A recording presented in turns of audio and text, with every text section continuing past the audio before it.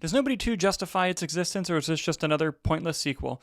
Welcome back to another Movie Nights movie review. It is I, Dalton Burdett, with the amazing Nick Iricchio. Nick, how are you, my friend? I am wonderful, buddy. We saw Nobody too. Yes, we did. Yes, we did. And spoiler alert, it rules hard. It rules hard. Let's dive into it here. This one was directed by, I'm going to butcher this name and I apologize, Timo Tjahjanto. It's the same director as The Night Comes For Us, which is an action movie that I love. That's on Netflix if you've never seen it. It's a great action film. Anyone who's followed this channel for any number of years knows that you and I are both big fans of the first Nobody film.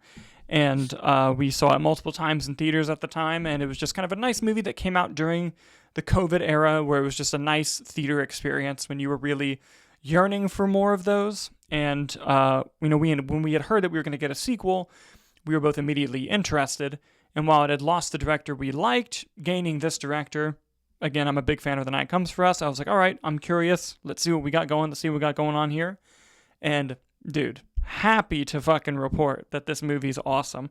And not only that, it builds well upon the kind of the promise of that first movie of the reluctant hero trope, but mixed with a tone that balances so well in how the film is funny, how it's suspenseful, how it's action-packed, while also getting little character moments with this lead character, Hutch, played by Bob Odenkirk, of a genuine good person, just always kind of just stuck in this circumstance. You know, there are moments in the first movie and in this film where he's about to be done, he's about to kind of walk away, and then something happens that just pulls him back. And, you know, it's a trope that I happen to really enjoy. I'll dive into more of my negatives here in a bit, but I want to hear from you first. What are your positives for Nobody 2? It was a sequel I didn't expect to get. It was one that I was very excited about. And then when I saw that they were kind of going a more fun, lighthearted route with it in terms of like, oh, he's on vacation, which I think more sequels should be Mm-hmm. about just the characters doing things instead of world building. I've never seen The Night Comes For Us, but I've never been more excited to have like a new director, even though this is the first movie I've seen him in. And I'm just like, he's doing Nobody too. He's already signed up for Beekeeper too. I'm Mm-hmm. like, this is my this is my guy. This is I'm ride or die with him now. And after finally seeing Nobody too, I can say that I am in fact ride or die for him. Yeah, I like the way it built off the first movie. There were certain repercussions that happened at the end of the first movie that they address and play into the plot of this movie, which I found a very interesting way to kind of carry over some of those story elements of it.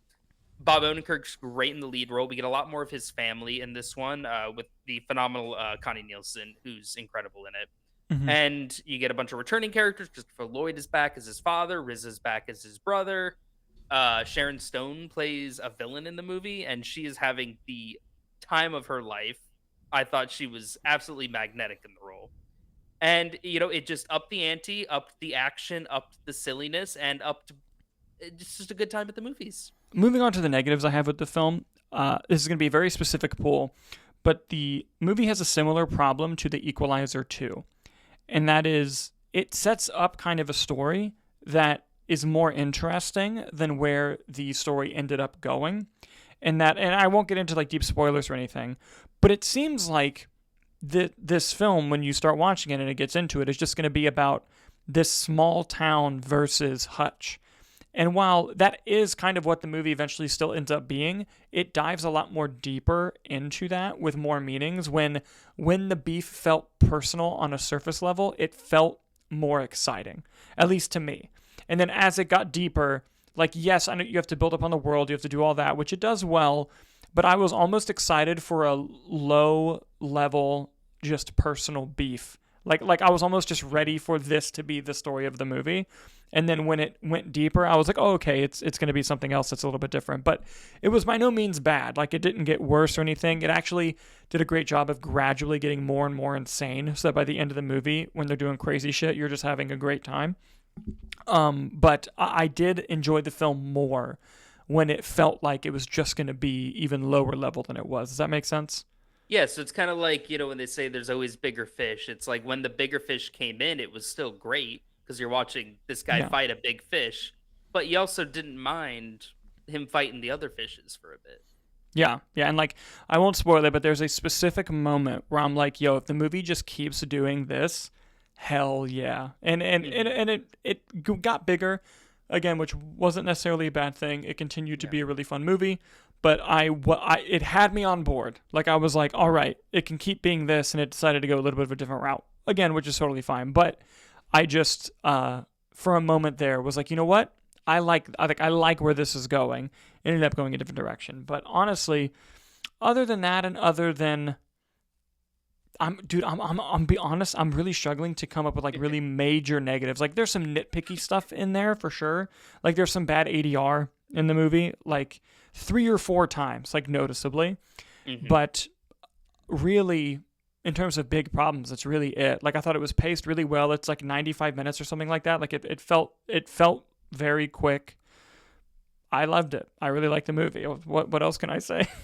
Yeah, no, I think, like you said, any negatives I have are just kind of getting nitpicky of like the ADR. Some of the dialogue is really cheesy. Some of the one-liners don't land. Some of the music cues are a little sappy and overly emotional. But when the movie then pays it off in a great action set piece set around an arcade or set around a boat that we've seen in the trailers, the big carnival set piece, then the movie just wins you back immediately and all is forgiven. Any story thing, like you said, any negatives are more just structural story that comes with the action genre typically at this stage, with this type of big budget blockbuster action film. Yeah, and something that you brought up, like the arcade sequence. The arcade sequence is so good, but not only that, something that I love that these movies do is having a line of dialogue that clearly means something else, not even to the audience, but even to the other characters in the story. And without spoiling the context, the line of, "Oh, I forgot my phone." That in context in the movie is so fucking funny, and it leads up to a great action scene where even the characters in the scene know that character who said that is full of shit. Like it's such a great moment that sets up perfectly that set piece, and like there's a couple sequences like that. And it does a great job too of just like with a movie like this, you kind of have to. It asks a lot for your suspension of disbelief, especially certain characters' actions leading up to specific fights. You're like, okay, well that would never happen, but then you kind of step back and you're like, well, none of this would ever happen. Let's just have a good time with it. And I thought that Timo did a great job with the action choreography.